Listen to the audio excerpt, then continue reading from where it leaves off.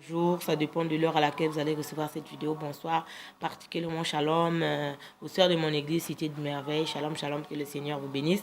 Je vais partager avec vous une petite pensée ce soir. Je vais parler de la prière, un point très important.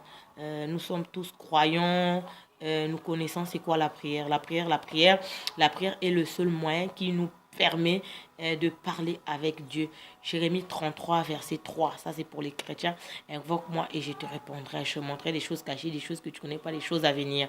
Après, je ne sais pas comment ça se passe dans le Coran. Et la prière est très importante. Moi, j'ai peur de celui qui prie. Celui qui prie, il est puissant.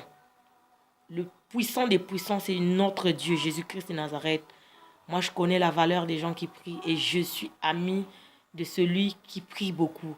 La prière est l'arme la plus efficace. La prière est plus qu'une bombe atomique, croyez-moi. La prière est plus qu'un médicament. La prière est plus qu'un desktop. La prière est plus, plus efficace qu'un avion, un engin de guerre. La prière. Donc, je vais parler. On va lire dans le livre de Genèse chapitre 4, versets 4 à 6, vite fait. Et Abel, de son côté, en fit une des premiers-nés et son troupeau et de leur graisse. L'Éternel porta un regard favorable sur Abel et sur son offrande. Verset 5. Mais il ne porta pas un regard favorable sur Caïn et sur son offrande. Caïn fut très irrité et son visage fut abattu. Et l'Éternel dit à Caïn, pourquoi es-tu irrité? Pourquoi ton visage est-il abattu? Verset 6. Certainement, si tu agis bien, tu relèveras ton visage, et si tu agis mal, le péché se couche à la porte et ses désirs seront portés sur toi. Mais toi, domine sur lui. Donc, il y avait deux hommes dans la Bible, il y a Caïn et Abel, les enfants d'Adam et Ève. Il y a une personne qui va me dire ce soir, oui, moi, mes grands-parents, c'était des croyants. Ils priaient, ils étaient catholiques, ils étaient musulmans, ils étaient protestants, ils étaient chrétiens, ils étaient bouddhistes, peu importe la religion. Les descendants de Caïn et Abel, les parents de Caïn et Abel, c'était des hommes que Dieu connaissait. Adam et Ève, les premiers hommes qui ont habité le jardin d'Éden, le premier homme sur la terre, Dieu les connaissait. Mais pourquoi Dieu n'avait pas exaucé la prière de Caïn, pardon. Dieu n'a pas exaucé la prière de Caïn par rapport à sa conduite. Parce que Caïn n'a pas marché en bien. Caïn avait fait ce qui n'avait pas plu à Dieu. Caïn a fait ce que Dieu ne voulait pas. Voilà pourquoi l'offrande de Caïn était rejetée. Tandis que l'offrande d'Abel était acceptée. Dans l'histoire, vous allez lire que, quand vous lisez l'histoire, Caïn était berger et Abel, était berger.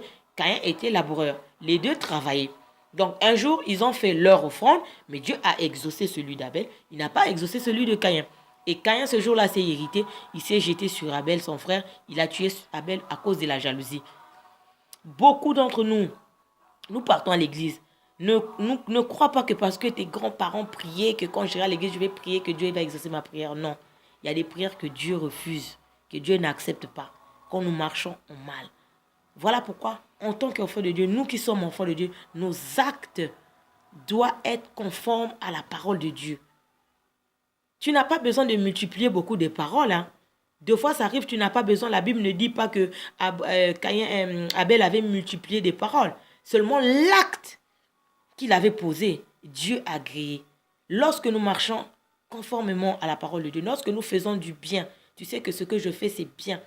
Quand tu fais seulement, tu t'agenouilles, ta position, tu commences à prier, Dieu agrée. Mais lorsque tu marches en mal, ce que tu as fait n'est pas bien, Dieu n'accepte pas de fois nos prières. C'est biblique. Nous qui sommes chrétiens, la parole de Dieu déclare, la prière d'un pécheur est une abomination devant Dieu. La prière d'un pécheur. Et Dieu a horreur à la prière du pécheur. C'était juste une pensée.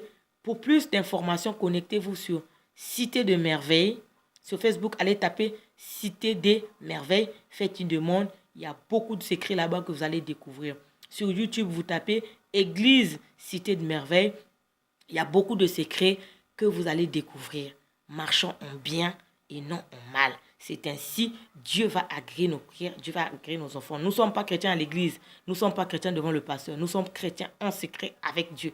Lorsque nous marchons en bien, c'est ainsi que nous faisons plaisir au Seigneur. Que Dieu vous bénisse, c'était votre sœur Andrea. Shalom de partout. Shalom, shalom. Bonne soirée.